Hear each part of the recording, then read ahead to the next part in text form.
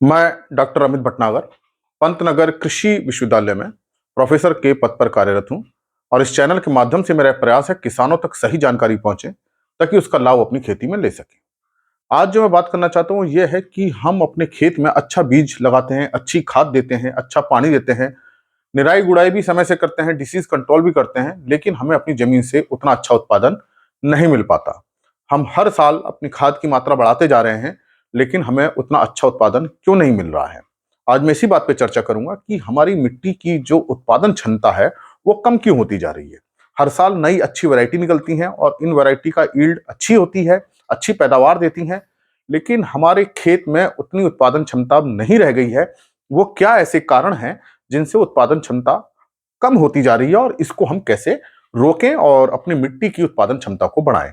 बिना मिट्टी की उत्पादन क्षमता को बढ़ाए हम फसलों का उत्पादन नहीं ले सकते। फसल का उत्पादन मिट्टी की उत्पादन क्षमता पर निर्भर करता है, जिसे हम सॉइल फर्टिलिटी कहते हैं। सॉइल में कितनी उर्वरता है, कितनी उसकी उत्पादन क्षमता है। आज मैं इसी बात पर चर्चा करूंगा, ऐसा क्या कारण हो रहा है कि सॉइल की फर्टिलिटी कम हो रही है। देखिए, जब हम सॉइल की उत्पादन क्षमता, सॉइल की फर्टिलिटी या सॉइल प्रोडक्टिविटी की हम बात करते हैं, तो सबसे बड़ी बात तो यही होती है कि वो मिट्टी कितने पोषक तत्व दे सकती है। किसी भी फसल को, चाहे कोई भी फसल है, चाहे अनाज वाली है, चाहे दलहन वाली है, चाहे तिलहनी वाली है, चाहे गन्ना है, कोई भी फसल, उसको अपना जीवन चक्र पूरा करने के लिए 17 आवश्यक पोषक तत्वों की जरूरत होती है। इन 17 के अलावा भी दूसरे पोषक तत्व होते हैं जो उसकी वृद्धि में सहायता करते हैं, लेकिन 17 तो चाहिए ही चाहिए। अगर किसी एक की कमी होती है तो उत्पादन क्षमता निश्चित रूप से कम हो जाती है, मिट्टी की भी और फसल की भी। तो हमारा प्रयास ये होना चाहिए कि मिट्टी के अंदर ये सभी 17 पोषक तत्व उपलब्ध हों और जितनी पौधे को जरूरत है उतनी उपलब्ध हो। तो एक तो इनका उपलब्ध होना, अवेलेबल होना, और जितनी जरूरत है उसके अकॉर्डिंग फसल को जितनी जरूरत है उतना उपलब्ध होना। यह हो सकता है कि उपलब्ध तो हो लेकिन उसकी मात्रा कम हो जो फसल की आवश्यकता को पूरी ना कर पा रहा हो। तो आज हम इसी बात पर चर्चा करेंगे कि क्यों ऐसा हो रहा है कि सॉइल की फर्टिलिटी कम होती जा रही है जबकि हम पूरी खाद डाल रहे हैं। देखिए, जो सॉइल की फर्टिलिटी है, या जो हम कह सकते हैं जो सॉइल की पूरी ताकत होती है, वो उसका ह्यूमस होता है जो ऑर्गेनिक मैटर से बनता है। और जब हम अपने खेतों की जुताई करते हैं तो ये ऑर्गेनिक मैटर ऑक्सीडाइज होकर कार्बन डाइऑक्साइड में बदल जाता है और धीरे धीरे कम होता है। ये एक स्वाभाविक और प्राकृतिक प्रक्रिया है कि मिट्टी की जुताई गुड़ाई करने से उसके अंदर जैवांश पदार्थ में कमी आती है, और इस जैवांश में जो कमी आती है उसकी पूर्ति करने के लिए हम गोबर की खाद, FYM है या कंपोस्ट है या वर्मी कंपोस्ट है, दूसरी प्रकार की खाद डालते हैं। जब हम ये खाद डालना बंद कर देते हैं तब उसका ह्यूमस कम होने लगता है और मिट्टी की उर्वरता में कमी आती है। तो सबसे बड़ा कारण जो आजकल आ रहा है वो यही है कि हम जैवांश पदार्थों का प्रयोग नहीं कर रहे हैं। जैवांश पदार्थों का प्रयोग चाहे हम FYM के रूप में कर लें, चाहे हम कंपोस्ट में करें, चाहे हम फसल के अवशेषों को मिला के करें, चाहे गोबर डाल के करें, उसको जरूर करें। जब तक आप ये जैवांश पदार्थ नहीं मिलाएंगे, सॉइल फर्टिलिटी में जो रिडक्शन हो रहा है, जो कमी आ रही है, आप उसको नहीं रोक सकते। तो अगर आपके पास गोबर की खाद उपलब्ध नहीं हो पा रही है, आप जिस क्षेत्र में हैं वहां हो सकता है पशु कम हो या इतने पशु ना हो, पूरी गोबर की खाद ना मिल पाती हो, तो आप हरी खाद जरूर लें। हरी खाद की पलटाई जरूर करें। ढैंचाई कर सकते हैं, सनई की कर सकते हैं, मूंग की कर सकते हैं, ग्वार की कर सकते हैं। कोई भी दलहनी फसल जो हो, आप उसकी साल में एक बार हरी खाद की पलटाई जरूर करें। अगर ये भी नहीं हो पा रहा है तो फसल चक्र में कोई दलहनी फसल जरूर लें, चाहे इंटर क्रॉप के रूप में लें, अंतर्वर्ती फसल के रूप में लें। कुल मिला के बात यह है कि आपको अपने खेत में कैसे भी, कहीं से भी आपको दलहनी फसल को उगाना है, चाहे फसल चक्र में लें, चाहे हरी खाद से लें। और बहुत ही अच्छा होगा अगर हम गोबर की खाद या कंपोस्ट का प्रयोग शुरू करें, अगर अब तक नहीं कर रहे हैं। दूसरा जो कारण है कि हम जो खाद देते हैं वो हम पूरी संतुलित खाद नहीं दे रहे हैं। जैसे कि हम यूरिया पे बहुत ज्यादा जोर दे रहे हैं या DAP पे दे रहे हैं, और MOP को हम बहुत कम दे रहे हैं।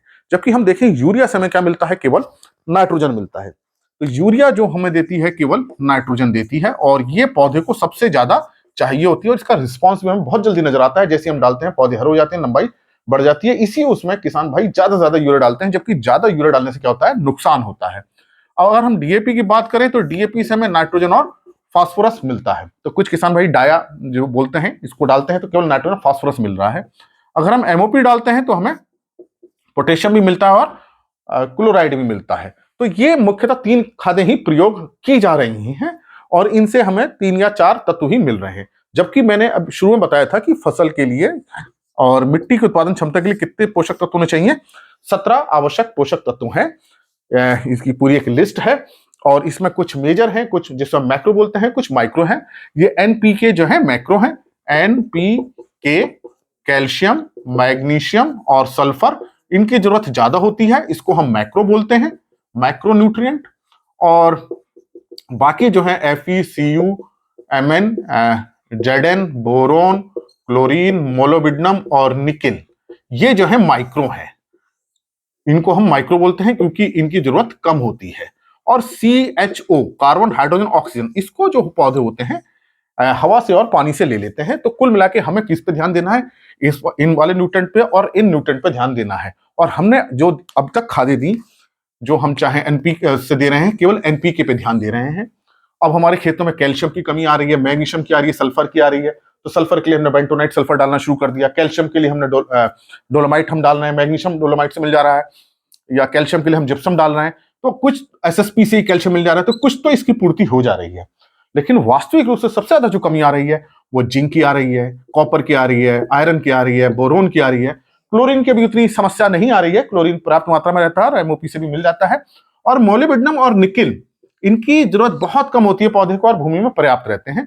तो ये जो 3 तत्व हैं, लगभग इनकी कमी नहीं अभी आ रही है। लेकिन ये जो 4-5 तत्व हैं, इनकी कमी बहुत देखी जा रही है और हम सूक्ष्म पोषक तत्वों का प्रयोग नहीं कर रहे हैं।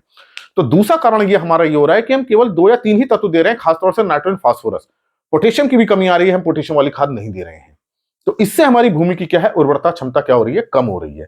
तो जब तक हमारी जमीन के अंदर पोषक तत्व पर्याप्त नहीं होंगे और पर्याप्त मात्रा में नहीं होंगे, तब तक हमारी जमीन की उत्पादन क्षमता अच्छी नहीं हो सकती। आप खूब यूरिया डाल लीजिए, डाई अमोनियम फास्फेट डाल लीजिए, MOP डाल लीजिए, लेकिन अगर ये आप सूक्ष्म पोषक तत्व माइक्रोन्यूट्रिएंट वाली खाद प्रयोग नहीं कर रहे हैं, चाहे चिलेट वाली हो चाहे सल्फेट वाली हो, कोई प्रयोग नहीं कर रहे हैं, तो उत्पादन क्षमता नहीं बढ़ेगी। वो तभी पूरी होगी जब 17 के 17 भूमि के अंदर ना आ जाए। तो पहला मैंने आपको बताया है कि हमको जैवांश ऑर्गेनिक मैटर का प्रयोग करना है, चाहे किसी रूप में करें। दूसरा, आपको सभी जो खाद्य हैं उनका प्रयोग करना है, वो आपको करना है मिट्टी की जांच करा के, सॉइल एनालिसिस करके, कि हमारी मिट्टी में किस सूक्ष्म पोषक तत्व की कमी आ रही है और नाइट्रोजन, फास्फोरस, पोटेशियम कितना है और कितना हमको देना है। तो ये तो आपको, जब तक आप पूरी संतुलित खाद नहीं देंगे, मिट्टी की उर्वरता क्षमता कम रहेगी। तीसरा अन्य कारण जो है, जो मिट्टी की भौतिक दशा है वो खराब हो रही है। भौतिक दशा ये है कि उसके अंदर जल संचार और वायु संचार अगर खराब हो गया, तो जो पोषक तत्व तो पानी के अंदर पूरी तरह से घुल नहीं पाएंगे, जड़ें अपना काम कर नहीं पाएंगी, जड़ों को वायु चाहिए। तो जब अगर मिट्टी की भौतिक दशा, मतलब सॉइल स्ट्रक्चर अगर खराब हो रहा है, तो सॉइल में रेस्पिरेशन कैसे होगा? हवा उसके अंदर जाएगी नहीं, न्यूट्रिएंट्स पानी के अंदर घुलेंगे नहीं प्रॉपरली, या बहुत ही आपकी कंपैक्ट मिट्टी हो गई, पानी उसके अंदर भरा रहेगा, हमेशा पानी रहेगा जड़ों के अंदर भी, तो पौधे अच्छी तरह से काम नहीं कर पाएंगे, मिट्टी की दशा खराब हो जाएगी। तो मिट्टी की भौतिक दशा जो है, फिजिकल प्रॉपर्टीज, खासतौर से सॉइल स्ट्रक्चर जो है, वो आपको अच्छा रखना है। वो तभी अच्छा होगा। आप बहुत गहरी, मतलब गहरी जुताई तो आपको करनी है, साल में एक बार पलटा देनी है, तो 3 साल में एक बार करेंगे तो गहरी जुताई करके स्ट्रक्चर अच्छा होता है। लेकिन आपको बार बार बहुत ज्यादा जुताई नहीं करनी है। गहरी जुताई तो करनी है आपको, 3 साल में एक बार कर लीजिए, उसको करना चाहिए। लेकिन बार बार आप 4-5 बार हैरो चला देते हैं, मिट्टी को बहुत महीन कर देते हैं, तो उसका स्ट्रक्चर क्या हो जाता है, खराब हो जाता है। या बहुत हैवी मशीनरी का प्रयोग करते हैं, सॉइल कंपैक्ट हो जाती है, पानी भरा रहता है। तो आपकी मिट्टी की भौतिक दशा को भी आपको ध्यान में रखना है। अगर हम जैवांश पदार्थों का प्रयोग करते हैं तो भौतिक दशा भी अच्छी बनी रहती है। तो इस कारण से भी हमारा उत्पादन क्षमता कम हो जाती है, क्योंकि भौतिक दशा क्या हो रही है, खराब हो रही है। तो तीसरा कारण तो आपको भौतिक दशा, मिट्टी की संरचना पे आपको बहुत अच्छा ध्यान रखना है। चौथा ध्यान जो रखना है, मिट्टी में लवण की मात्रा ना बढ़े। इसके लिए आपको क्या करना पड़ेगा, लीचिंग करानी पड़ेगी, निच्छालन कराना पड़ेगा। जब बारिश का मौसम शुरू होता है, खेत के चारों तरफ बंड बना के पानी भर के उसको छोड़ दें 7-8 दिन, उससे साल्ट जो है नीचे चले जाएंगे, लवण। अगर सोडियम की अधिकता हो रही है तो जिप्सम मिला करके, हैरो चला के जिप्सम को अच्छी तरह मिला दें, पानी भर दें, ताकि रिएक्शन करके सोडियम सल्फेट बनता है, वो नीचे जमीन के नीचे चला जाता है और सोडियम की अधिकता कम हो जाती है। तो ये आप 4-5 पॉइंट्स का ध्यान रखेंगे तो आपकी मिट्टी धीरे धीरे अच्छी होने लगेगी। अन्य कारण जो है, पीएच आपकी मिट्टी के सही नहीं है। जो अच्छी पीएच जो होती है वो 6.5 से 7.5 होती है। अच्छी पीएच वाली मिट्टी यही होती है। तो अगर आपकी मिट्टी अम्लीय हो रही है तो आप उसको चूना डाल के सुधारें। अगर उसमें लवणता हो रही है तो जैसे मैंने अभी आपको बताया, निच्छालन कर दें। सोडियम अधिक हो रहा है तो आप जिप्सम डाल के उसका सुधार करें।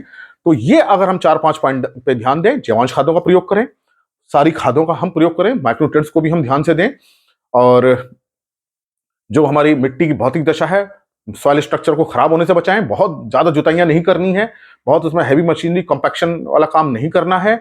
लवणों को निच्छालन द्वारा सुधारना है, अम्लीय भूमि को भी सुधारना है चूना डाल के। पीएच हम कोशिश ये करें। और अगला काम आप ये करें कि माइक्रोबियल एक्टिविटी अच्छी बनी रहे, उसके लिए बायो फर्टिलाइजर्स का आप प्रयोग करें, ताकि बायो फर्टिलाइजर अच्छा काम करेंगे, नाइट्रोजन को स्थिरीकरण करेंगे, फास्फोरस को घोलने का काम करेंगे, पोटेशियम को मोबिलाइज करेंगे। बहुत सारे बायो फर्टिलाइजर्स आते हैं, उसको प्रयोग करें ताकि मिट्टी की जैविक दशा भी सुधरी रहे। तो मिट्टी की फिजिकल प्रॉपर्टी, भौतिक दशा आपको जुताइयां सही करके करना है। केमिकल प्रॉपर्टीज मतलब पीएच है या लवणता है, सैलिनिटी है, आप उसको चूना डाल के या जिप्सम डाल के और लीचिंग करके सुधारना है। और उसकी जो बायोलॉजिकल प्रॉपर्टीज हैं, मतलब उसमें जो जैविक दशाएं हो रही हैं वो अच्छी तभी होंगी, उसमें हम बायो फर्टिलाइजर का प्रयोग करें और ऑर्गेनिक मैटर का प्रयोग करें, क्योंकि ऑर्गेनिक मैटर जो होता है जैवांश पदार्थ, उनके लिए फूड का काम करता है। तो अगर हम ये 3-4 प्रैक्टिसेस अपना लेते हैं तो निश्चित रूप से हमारी मिट्टी की धीरे धीरे धीरे उत्पादक क्षमता बढ़ने लगती है और जिससे हमें फसलों का अच्छा उत्पादन मिलता है। आशा है मेरी बात आपके समझ में आई होगी कि हम कैसे मिट्टी की उत्पादन क्षमता को बढ़ा सकते हैं जिससे हमें फसलों का अच्छा उत्पादन मिले। आप केवल एक या दो ही खाद पे कंसंट्रेट बिल्कुल मत कीजिए, यही सबसे बड़ी गलती हो रही है कि हम 2-3 खादों को प्रयोग कर दे रहे हैं, बाकी दूसरे तत्वों की कमी हो जा रही है। आपको ऐसा काम बिल्कुल नहीं करना है और जो ये मैंने बातें बताई आप उसको ध्यान रखें, तो निश्चित रूप से मिट्टी हमारी अच्छी होगी और हमारा फसल का उत्पादन भी अच्छा मिलेगा। आप इन वीडियोस को ज्यादा लोगों के साथ शेयर करें तो उनको भी सही जानकारी मिल सके और वो खेती में अच्छा लाभ ले सकें।